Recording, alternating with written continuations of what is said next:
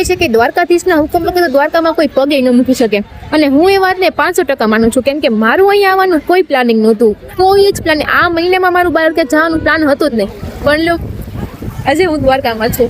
કેવી રીતે આટલું સડન પ્લાનિંગ થયું, કેવી રીતે હું જલ્દી પહોંચી ગઈ, આઈ ડોન્ટ નો. મને હજી ફિગર આઉટ નથી થતું, પણ પહોંચી ગઈ, ભગવાને બોલાવી લીધી. અને ઘણા લોકો પ્લાનિંગ કરતા હોય છે, મતલબ વર્ષ દિવસથી જવું છે, પણ દ્વારકાધીશના હુકમ વગર કોઈ અહીંયા પગે ન મૂકી શકે.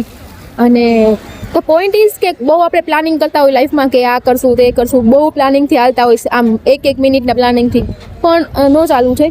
કેમ કે અમુક વસ્તુ ભગવાન ઉપર મૂકી દેવાય, અને એની રાઈટ ટાઈમ આવે ને ત્યારે આપણા માટે કરી દે. ને એ કરે ને એ જ ટાઈમ રાઈટ હોય. આપણે જે વિચારીને રાખ્યો હોય એ ટાઈમ રાઈટ ન હોય, એ જે ટાઈમ એ કરે એ ટાઈમ આપણા માટે રાઈટ હોય, અને એ વસ્તુ આપણા માટે યોગ્ય હોય. હા, થોડુંક રિયલાઇઝ થવામાં લેટ થાય, સમજવામાં વાર લાગે, ન બને ત્યારે ગુસ્સો આવે, પણ વોટ ગોડ્સ ડુ, જે ભગવાન કરે એ કોઈ દિવસ ખોટું ન હોય.